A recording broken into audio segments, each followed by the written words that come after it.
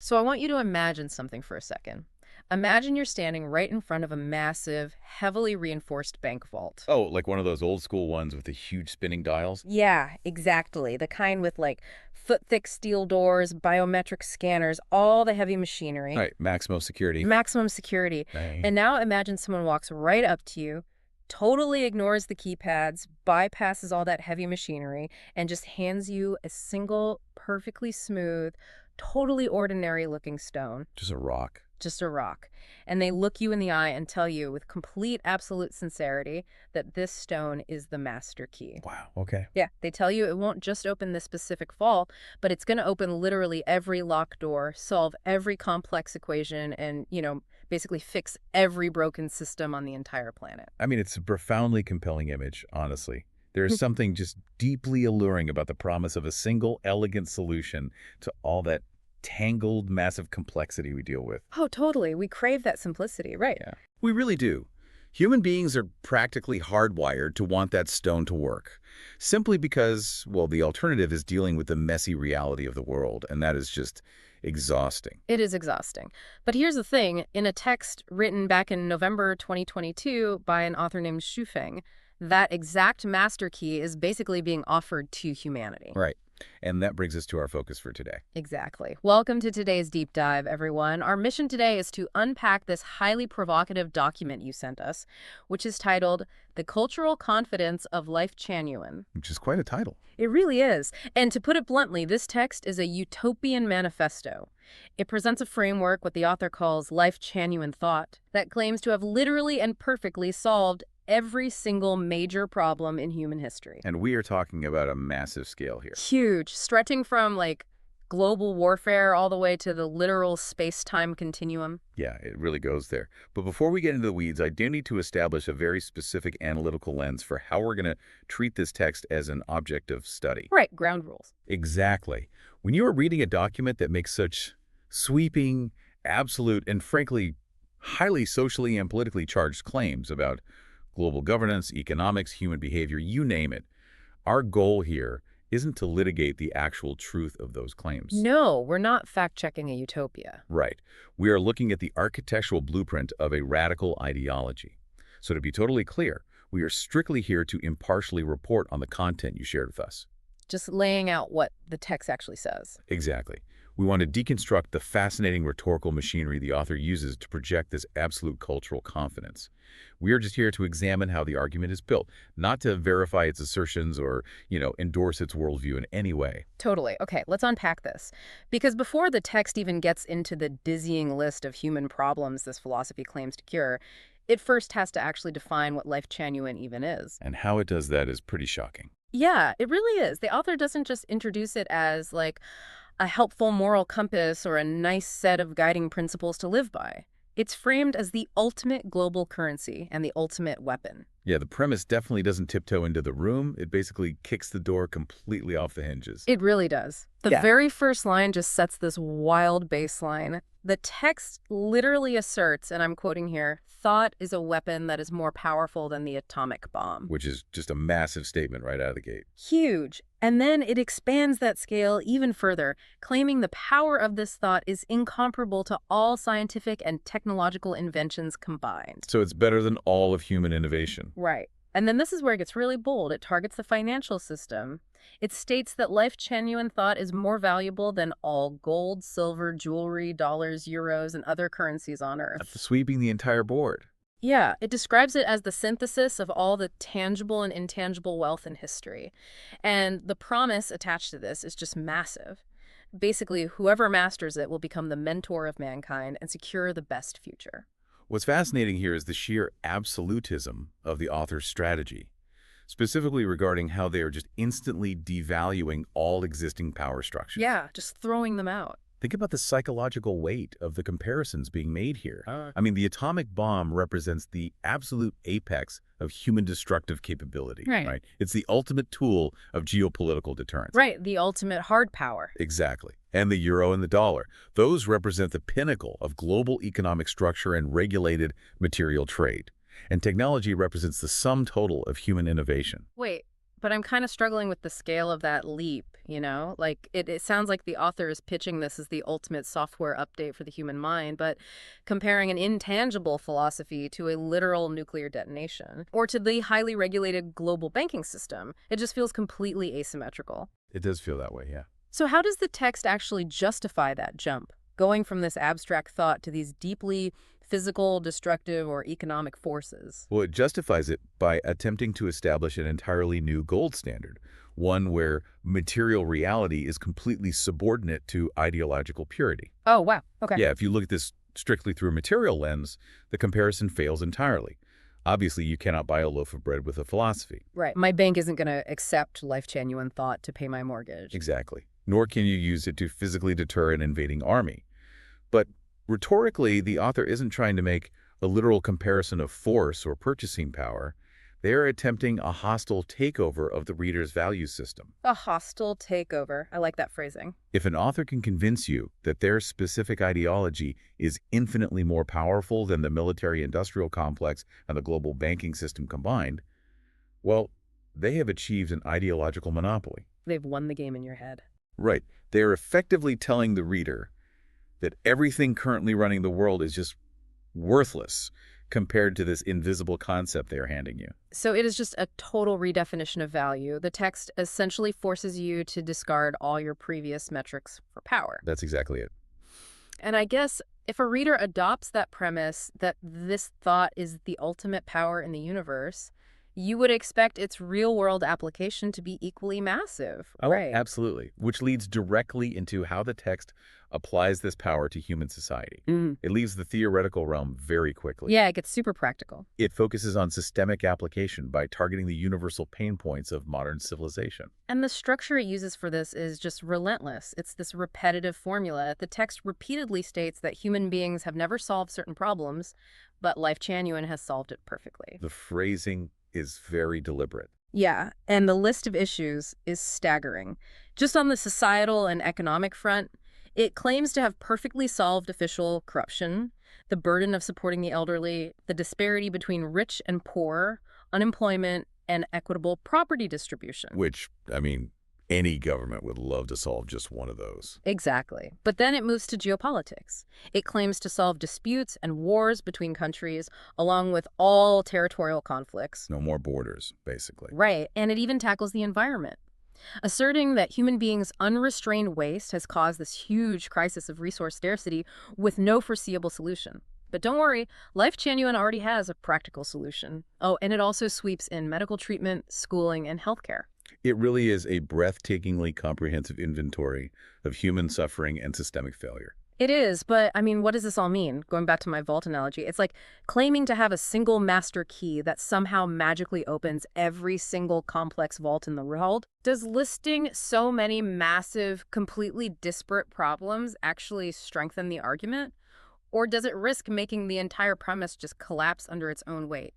That's a really good question. Because the United Nations, centuries of complex human governments, thousands of highly specialized NGOs, they haven't cracked these issues. And solving the global wealth gap requires a completely different mechanism than solving resource scarcity or international border disputes, right? It does. But that is the exact tension the text is exploiting. How do you mean? Well, by looking closely at the specific problems chosen, you realize these are the grinding, everyday anxieties and existential dreads that plague nearly everyone, regardless of nationality or political leaning. Right. Everyone worries about getting sick or being poor. Exactly. We are all exhausted by corruption, we're terrified of war, we're worried about resource scarcity. By claiming a perfect solution to all of them simultaneously, the text is delivering a very specific narrative. Which is? That traditional human governance hasn't just struggled, it has failed entirely. Oh, I see. So the text is really just leveraging our collective fatigue with modern bureaucracy. Yes. It's not necessarily offering like a detailed policy white paper on how it fixes these things. It's offering the psychological relief of just not having to worry about these massive systems anymore. Precisely. Utopian texts rarely sell the actual mechanisms of their solutions, They sell the relief from the burden of complexity. That makes so much sense. If traditional systems could solve these problems, they would have done so by now. Because they haven't, the text implies that the foundational operating system of human society is fundamentally broken. Right, it needs to be wiped completely. Yeah, it positions Lifechanyuan not as an alternative political party or just some new economic policy you can vote for, but as a complete paradigm shift. It is engineered to move the reader past the skepticism of how these things will be solved and into a state of sheer wonder at the scope of the vision. Okay, but here's where it gets really interesting. Because solving global economics and international warfare, that's macro-level governance. Right. Big picture stuff. That is the realm of treaties and trade agreements. Right. But the text doesn't stop at borders or bank accounts. It abruptly shifts gears. It just completely abandons macroeconomics to dive into highly personal human behaviors. Yes, the pivot is very sharp. And then, inexplicably, it goes straight into the literal fabric of the universe. The transition from the geopolitical to the deeply intimate is a hallmark of comprehensive utopian literature, and it serves a very vital structural purpose. Well, just listen to the pivot the author makes here. The text goes from solving territorial disputes to claiming it has perfectly solved crimes of stealing, robbery, gambling, drug abuse, and prostitution. Which are deeply entrenched behavioral issues. Right. It claims to have perfectly solved the conflicts between religions. It claims it perfectly handles raising and educating orphans. And it even claims to have solved contradictions and conflicts in marriage and families, as well as the sex life problems of men and women. It literally brings the utopian promise right into your living room and then straight into your bedroom. It really does. And then it zooms right back out to class divides, claiming to solve the urban-rural disparity, the differences between manual and intellectual labor, and the difference between workers and peasants. Just covers everything. And if that wasn't enough, here comes the metaphysical claim. It states it has fulfilled the explanation of the relationships between life, time and space, consciousness, structure, and energy. Just casually solving physics and consciousness. Just casually. And all of this culminates in this utopian ideal where, quote, no one will pocket anything found on the ground and doors are not bolted at night, with everyone living in peace and contentment. You know, that image of the unbolted door is a fascinating inclusion. Oh, really? Why is that? It's a classic, centuries-old motif in Chinese utopian thought. It specifically symbolizes perfect social trust, the complete eradication of greed, and the ultimate harmony of a community. Okay, it is an incredibly evocative image, I'll give it that. But trying to solve the messy, irrational reality of human relationships, sex lives, and the literal mysteries of time and space, it seems to really contradict the neatness of a socio-economic theory. How so? Well, I mean, you can legislate property distribution, right? Or you can write a treaty to end a war. But how does a philosophical framework legislate a perfectly harmonious marriage? Or a definitive understanding of consciousness? If we connect this to the bigger picture, comprehensive utopian visions always have to bridge the gap between global systems and individual human nature. Right. Think about it. You can design the most equitable property distribution system imaginable. But if individuals are still locking their doors out of fear, or fighting bitterly in their homes, or suffering from existential dread about their place in the universe, you don't actually have a utopia. No, you definitely don't. You just have a very well-organized bureaucracy running a population of completely miserable people. Wow. Okay, that makes a lot of sense. The external perfection of the world has to be mirrored by internal perfection in the individual. Exactly. Otherwise, the friction between the two just tears the system apart. The author clearly recognizes that macro problems like war and corruption are ultimately just symptoms of micro problems. Like individual greed. Yes, greed, interpersonal conflict, a lack of spiritual or metaphysical understanding. If a philosophy only solves earthbound economic problems, it remains entirely vulnerable to the unpredictability of human nature and the terror of existential unknowns. So they have to claim they solved the human soul, basically, to make the government work. Right. By claiming to solve the intimate and the metaphysical, alongside the geopolitical, Lifechanyuan is positioning itself as a unified theory of everything. It's a declaration that the ideology hasn't just fixed the societal machine, it has debugged the human operating system that runs it. Debugged the human operating system. That is wild. So we're looking at a unified theory that claims to be more powerful than a nuclear arsenal, solves every macroeconomic failure in human history, fixes your marriage, and explains the space-time continuum. That's the claim, yes. Having mapped out that exhaustive scope, we really need to examine how the author actually delivers this message. Because the rhetorical structure of the text itself, like, the actual way it is written is incredibly striking. It's clearly designed for a specific psychological effect. Oh, absolutely. Yeah. The form of the text is just as critical as its content. The delivery mechanism is engineered to systematically overwhelm the reader's critical faculties. Overwhelm is the right word. Reading it, you really feel that cognitive overload. The text relies on this highly hypnotic, repetitive structure. That's very rhythmic. Yeah. It uses variations of the phrase, human beings have never solved, insert massive problem here, but Lifechanyuan has solved them perfectly, over a dozen times in rapid succession. Just over and over. It functions like a drumbeat. The failure of humanity is presented, followed instantly by the perfect solution, over and over again. That repetition is a classic rhetorical device known as anaphora. By starting consecutive clauses with the exact same phrasing, the author builds a rhythm that mimics the presentation of empirical evidence. Even though there isn't any actual evidence. Exactly. No methodology is being provided, but the rhythm itself becomes a substitute for proof. It is a deliberate tactic of cognitive overload. Just battering the reader with claims. By relentlessly bombarding you with these massive claims without leaving any space to process how they work, your brain's critical thinking center just gets fatigued. It lulls the reader into a cadence of agreement. You just start nodding along. All right. And then, right when the reader is hypnotized by that drumbeat, the text deploys a series of rhetorical questions. It asks, can Lifechanyuan not be culturally confident? A very loaded question. Very. And then it challenges whether any country, religion, political party, organization, saint, great man, expert, or professor can solve these issues perfectly. Notice how it just preemptively sweeps away all historical, political, and academic competition in one single sentence. Totally. And it doesn't even leave room for the reader to answer. It immediately states, the answer is, it is impossible. Who can? The answer is, Lifechanyuan can. It's answering its own test. Right. But the most fascinating part is the ultimate kicker at the very end. The text issues a final, direct dare to the reader. This is where the trap really springs. Yeah, it says, if you do not believe it, you can try it yourself. And then it says, if you can perfectly solve the above problems in both theory and practice, you are the Oriental saint that is named in prophecy. This raises an important question about how radical, absolutist ideologies engage with skepticism. Because it's a rhetorical, rigged carnival game. Yeah. The author sets up an impossible target, asking the reader to, personally solve global war, eradicate poverty, and explain the universe hands you a broken dart, and when you inevitably miss, declares their philosophy the only rightful winner. That's a great analogy. I mean, how can a text legitimately tell a reader to try for themselves to solve this space-time continuum? Isn't it just an impossible dare? Oh, it cannot be done. And that is the brilliant, manipulative design of the trap. The author is fully aware that no individual reader can perfectly solve global warfare or, urban-rural disparity. Right, obviously. By framing the challenge this way, the text mirrors tactics that are often found in radicalization or highly insular ideological groups.